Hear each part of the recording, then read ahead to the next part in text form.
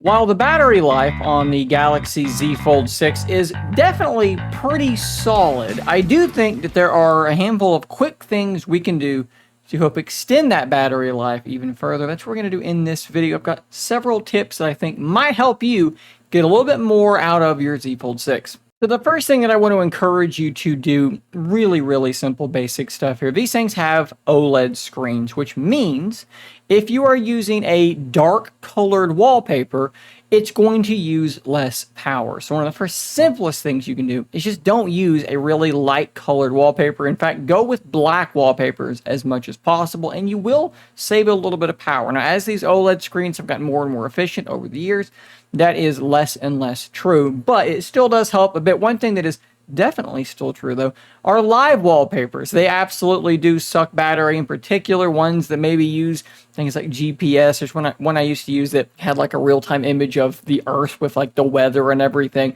That stuff definitely is going to drain your battery. So use dark wallpapers.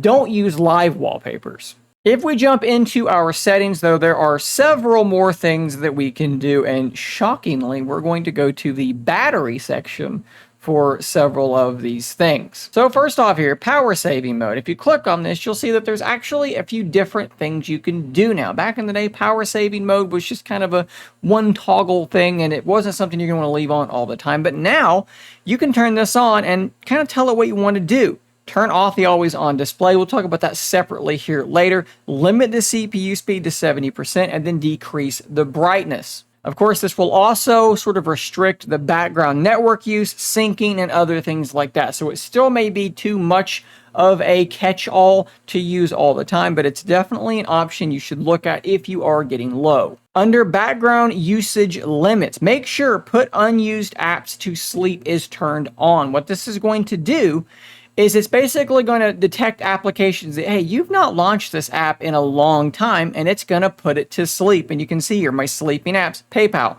I've not opened PayPal on this device. If I go to deep sleeping apps, these are things that I have really not opened, maybe ever. And so those are just kind of put away. Now, you could obviously go in and uninstall any application that you don't regularly use. And I would absolutely encourage you to keep a handle on that. Don't have a bunch of apps that you never use. But the beautiful thing about Android these days, I just lost my screen capture for some reason, is that it will try to help you with this automatically by putting these applications that you are not using frequently into a sort of deep sleep. Under display, there are a couple more things kind of akin to that dark wallpaper. Well, guess what, guys? Dark mode is going to have a very similar effect. It's going to use less power, so definitely go ahead and turn that on. Maybe adaptive brightness is something you need to play with as well. Just try and keep your brightness from being like ridiculously high because these screens do use a lot of power. And if you're maxing that brightness out a lot, it's going to eat through your battery a whole lot quicker. Under motion smoothness, by default, it is set to adaptive. And what that means is you're going to get 120 hertz on the refresh rate when it is something that you might be benefiting from. But then when things are sitting still, it's going to drop it down much lower. It is a variable refresh rate. So by virtue of that, it's a lot more efficient than maybe it used to be, but you can also set things down to standard. And what that's going to do is it's going to make that refresh rate 60 hertz all the time, and you will save some battery by doing this. Now, I'm not going to be able to show you this on this capture, but you'll be able to see with your eyes. Don't know what's happening to my capture. New USB-C cable, we'll try that. You're going to be able to see with your eyes in person that it's going to look a little bit more framey, a little bit more laggy, like old phones used to look. So if you can handle that, if you can stand that, put it on standard and save a little bit of battery life that way. Under screen timeout, you might want to set this to a shorter duration. Again, the screens use a lot of battery, so if you are prone to forgetting that your screen is on and leaving it sitting there, maybe like what I do, 10 minutes, probably not the best way to go. Maybe drop that down to 30 seconds, or if you're really aggressive, 15 seconds, so shut it off real quick. And don't use this keep screen on while viewing things, because what it's going to be doing is using the camera all the time to see if you're looking at the screen. That is definitely going to eat through your battery. Under lock screen and AOD, AOD stands for always on display. And while it is a really nice feature and I enjoy it, it is going to hurt your battery life. So you might want to consider turning that off altogether. Here's another really useful one. Under device care, if you scroll down and look for performance profile,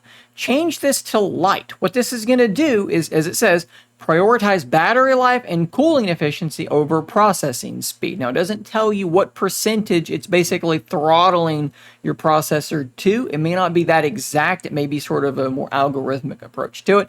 But what you're going to notice is you should get better battery life. And I'm going to tell you right now that in 99% of tasks, you're not going to notice any difference in the performance at all. It's one of the first things I do on these Z Fold devices or Samsung devices in general.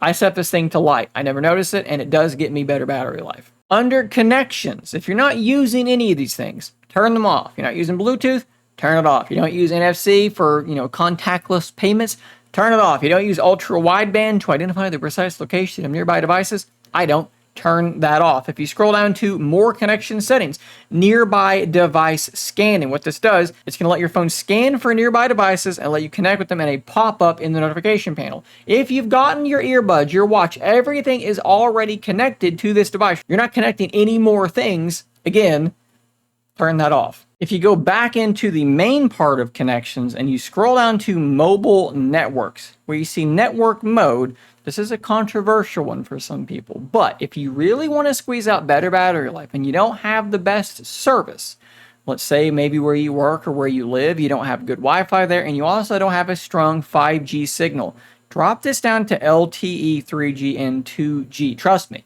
if you're in poor service and your device is constantly trying to connect to a 5G signal, your battery is going to absolutely plummet. At my last real job, that was exactly the situation I was in, and if I had 5G on, it would murder my battery life. So this is a controversial one. You probably don't really need the 5G speed anyways when you're out and about, so maybe drop that down. One more thing that I just want to quickly warn you about, maybe you're using the link to Windows option. I'm not going to dive deeply into what exactly that is. If you know what it is and you're using it, great. What I want to tell you is if you leave it on 24/7, it does impact your battery. It's gotten better over time. Back in the day, like on the Surface Duo, it would really negatively impact your battery, especially it seemed like overnight I'd wake up and I would be like 40% lower because Link to Windows was just eating my battery. It's not that bad anymore, but I would advise you, like if you're home or maybe you're out, maybe that's more reasonable. Maybe just toggle that off so that it's not constantly trying to work. I think there is an option to disable so that it doesn't use mobile data while you're out, so maybe use that, but for sure consider just disabling it when you're not actively using it. And then the last thing I want to show you is a little bit more in-depth, and it's one I very rarely see mentioned. You're going to want to have developer options enabled. To do that, go into About Phone, looking for software information, and then look for build number. Click it a bunch of times until it says developer options are enabled. Then go into developer options, and we're looking for running services. What you're going to see when you go in here is essentially just everything that is actively running on your device. And I'm going to see immediately several things. So Samsung Pass, Meta services. Obviously, Pixel Watch is running because that's the watch that I use, so we're going to not really worry about that. Dex for PC is running in the background. And what you can do from there is you can start identifying things that you might want to target, applications that you might want to remove. Now, unfortunately, not all apps are able to be just disabled or uninstalled. Like, for instance, Samsung Pass, you can't just disable it within your phone. Now, there are commands you can run over ADB, and maybe we'll get into that in a later video. But minimum, again, like I said, this is going to show you what is currently running on your device, and that should give you a good place to start when you're thinking about what apps to remove from your Samsung Galaxy Z Fold 6. So there you go, guys. Those are my biggest go-to tips for squeezing more battery life out of your Samsung devices. And all of these, of course, do apply to the Z Fold 6. And let me know if you have any other tips that you think really have benefited the battery life on your device. Drop those in the comments down below so that everybody can benefit from that. Thanks for watching. Subscribe for more content just like this. And until next time, stay nerdy, my friends.